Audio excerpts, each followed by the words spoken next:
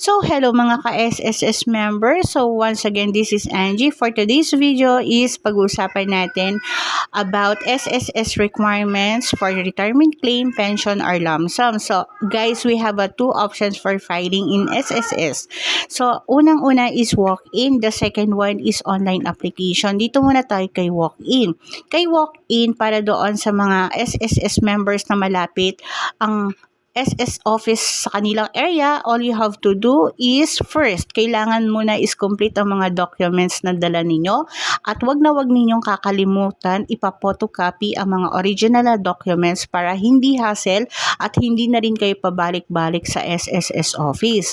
Kasi kung photocopy lang ang dala sa SSS office, hindi rin nila kayo ma-accommodate kasi hahanapin pa din nila ang original copy ng mga documents. So, wag na wag ninyong kakalimutan na dalhin with photocopy yung mga documents ninyo.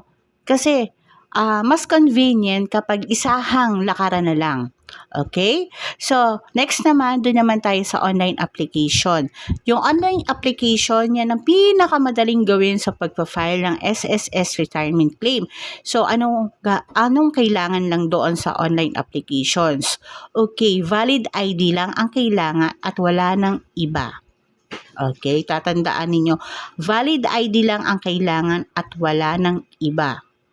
Kung kayo naman ay may sariling printer sa bahay, punta lang kayo sa Google and then search nyo ang SSS retirement application and then may makikita kayo doon na form na nakalagay is SSS retirement claim. So, click ninyo yung application na yan. And then, pag nandoon na kayo sa application na yan, pwede nyo naman ipaprint yung form na makikita ninyo kasi downloadable naman yan.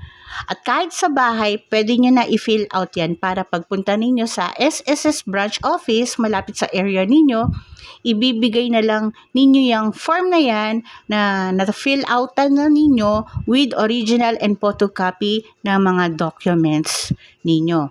Kapag walang printer naman sa mga bahay ninyo, punta lang kayo sa malapit na computer shop sa lugar ninyo at ipaprint ninyo yan. Okay? So, pagkatapos ipaprint ninyo yan, yung RCA form na yan is i-fill out nyo na. Lahat ng makikita ninyong asterisk, so it means yun yung mga linya na i-fill out ninyo, yung mga details and informations. Okay? Just make sure na tama at walang erasure ang mga details or informations na sinusulat ninyo dahil once na may